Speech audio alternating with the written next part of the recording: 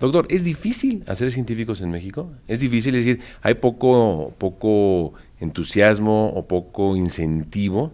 Nuestros jóvenes optan por carreras, algunas de ellas muy saturadas, y ya las conocemos: medicina, leyes, administración, contabilidad, y son mucho menos los que se interesan por las carreras científicas, claro, y de ciencias duras.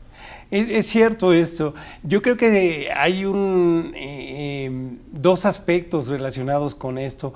Uno, de nueva cuenta, yo creo que en general la forma en que se enseñan ciencias duras o ciencias naturales a nivel, por ejemplo, de educación primaria o en el ciclo de escuela secundaria, no es la mejor, en buena parte precisamente porque los maestros no están capacitados en esta área. Entonces esto hace que el alumno tenga una perspectiva muy negativa de estos aspectos. Perdón la interrupción, sí, doctor, pero para entenderlo, usted está hablando o se quiere referir, y si no, y si me equivoco usted corríjame, a la pedagogía de la ciencia.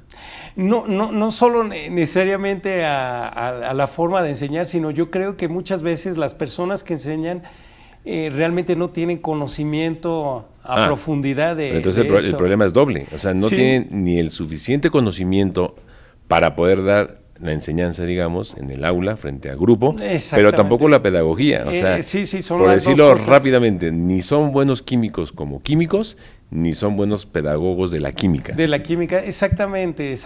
Yo creo que mi impresión, por ejemplo, en otros países es que a veces cuentan con maestros a nivel secundaria que completaron ya un grado doctoral en, no sé, y son maestros de secundaria. Y sí, exactamente. Bueno, pongamos química, pero también física o matemáticas. O matemáticas o biología. Para que nadie se ofenda. Exactamente, ¿no? Y entonces yo creo que en ese sentido, al estar expuestos los estudiantes a personas que tienen conocimientos avanzados, los entienden mucho mejor, están más motivados y hay mucha más vocación para seguir con esas tareas, y tal vez incluso en las áreas tradicionales, como citábamos leyes o medicina, las personas que enseñan estas materias sí son expertos en su área, y entonces puede ser que sean mucho más motivantes. Entonces yo creo que ese es un aspecto importante. Al momento de tomar decisiones de política pública, la que ésta sea, sí, pongamos en materia energética, o pongamos en telecomunicaciones, o en lo que querramos, no es deseable que justamente quien toma la decisión en su momento inicial, pues a lo mejor la modificación legal, que los legisladores tomen en cuenta la opinión de los expertos, de los científicos, y ya luego quien se encarga de ejecutar esta política pública, que generalmente cae en el ámbito del Poder Ejecutivo, de la Federación, pues que también tomen en cuenta a los que saben de la materia, por ejemplo, de petróleo, los que saben de electricidad, de energía, de creación o de producción de estos elementos.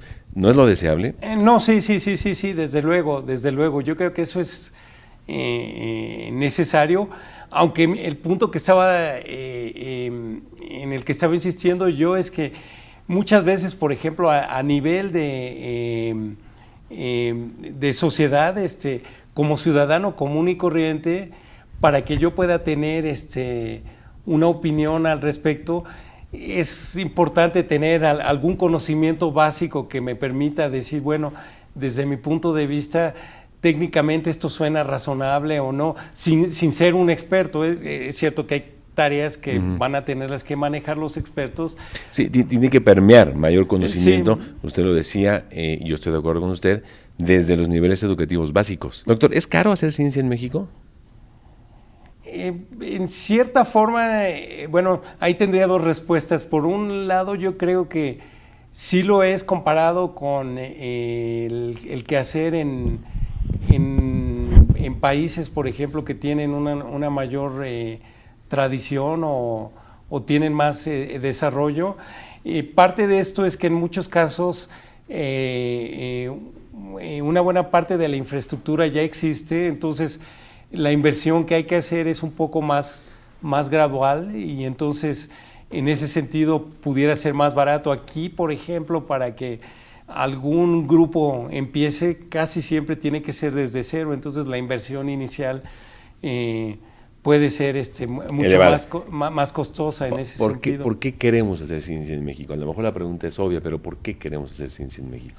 Bueno, desde mi punto de vista yo creo que es la forma en que finalmente podemos tener un mejor grado de desarrollo cuando esta ciencia empieza a influir, por ejemplo, en el desarrollo social y económico del país. Entonces esa sería una de las respuestas fundamentales. Ahora, a nivel personal, por ejemplo, para un científico, yo creo que muchas veces esta motivación es una motivación puramente personal y tiene que ver con el interés, por ejemplo, de entender cómo funciona la naturaleza o el universo. Conocimiento. Exactamente. Puro y duro. Es decir, saber la evolución del ser humano, sí. ¿no? Biológicamente hablando, sí, sí. El origen del universo, que pregunta, menuda pregunta, ¿no? Sí, claro, ¿no? Y estos aspectos, yo creo que son fundamentales, son parte incluso de la naturaleza humana desde mi punto de vista.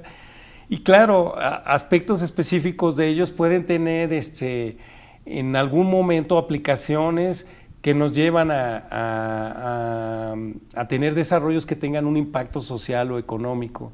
¿Podemos aspirar, doctor, desde su perspectiva como científico, como profesionista y con muchos años de experiencia en la investigación, a ser un país de qué tamaño en investigación científica? Desde mi punto de vista, en términos muy generales, pues lo deseable al final es si tenemos una población de 120 millones y Estados Unidos tiene una población de cerca de 400 millones, yo esperaría tener un equipo científico en tamaño que fuera alrededor de una cuarta o una quinta parte de esto.